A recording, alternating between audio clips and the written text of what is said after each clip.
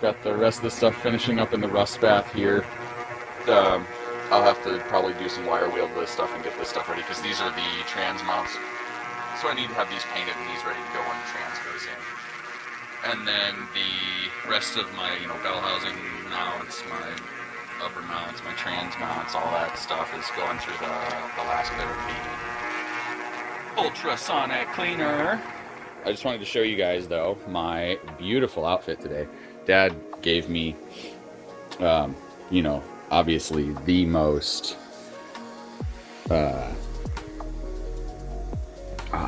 it's just beautiful, isn't it? I mean, the craftsmanship, the quality. Tomorrow will basically be just getting the rest of the carpet and the headliner and all that stuff in and making sure the wiring's all set. And that's, I've taken this interior apart and put it back together a few times now. So also, random thing, but works really well.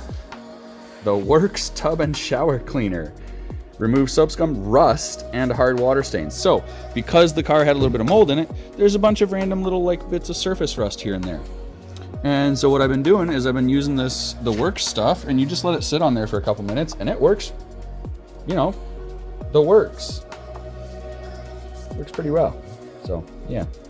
Highly recommend that if you have very, very, very light surface rust. Let's go.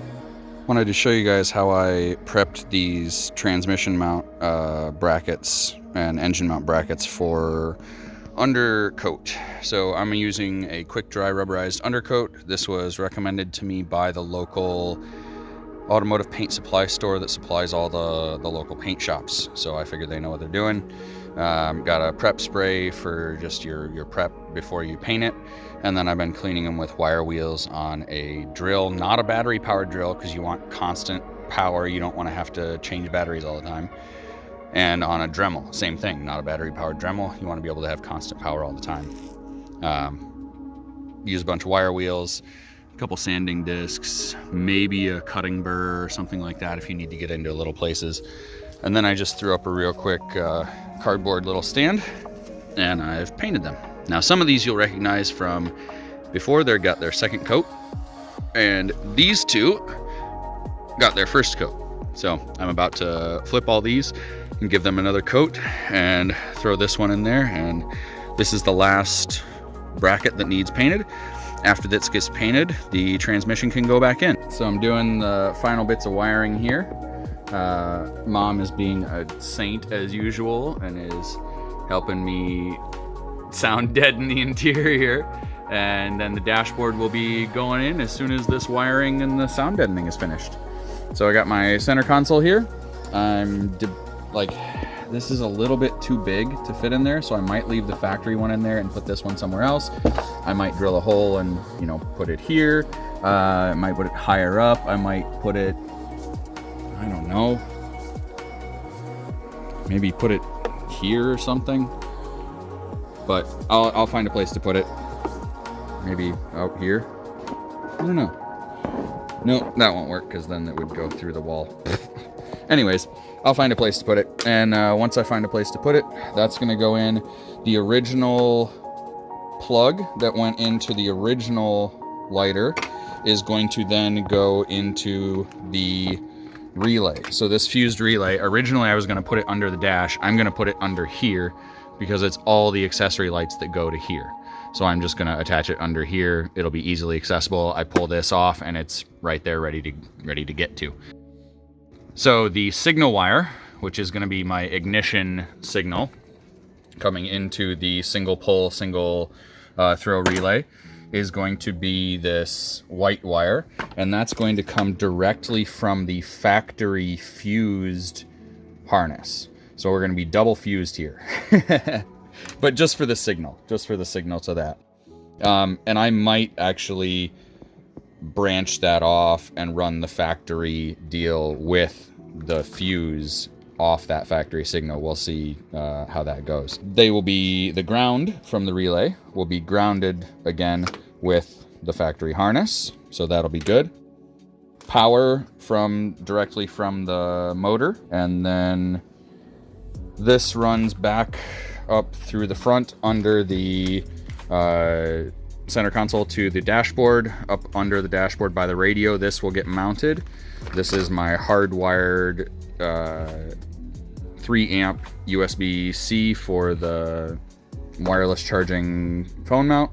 And then the other attachment is the 12 volt wire for the Qi charger, which I have mounted underneath my radio. It's upside down right now. So I'm gonna hit the hyperlapse and finish this up.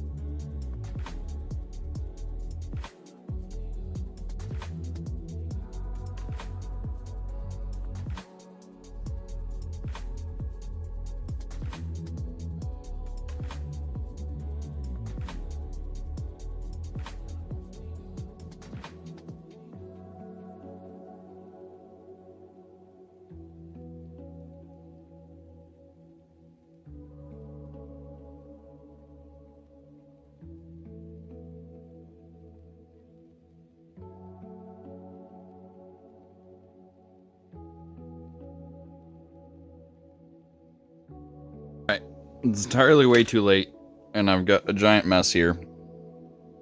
But I have a test circuit, so I have to make a video.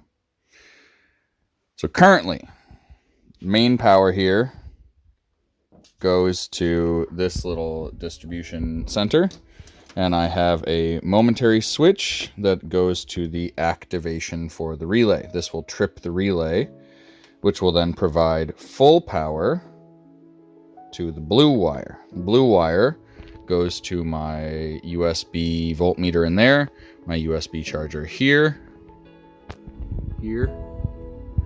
It goes to the... where else? I feel like it goes somewhere else. I'm missing somewhere else. Oh, sorry. It goes here to the USBs that go on the back. So let's give this a shot. Well, that works. That's nice. So that one seems to work fine. Hey, now it's on. It says I have 12... what does that say? 12.5 volts. Yeah, that's pretty good. And then I can't really test if the other stuff is on, but also theoretically, this stuff should be charged as well. So I guess let's see if this blue light flashes. Hey, success. That lets me know that it's on. So this has all worked out great. Center console's ready to go. Wiring diagram.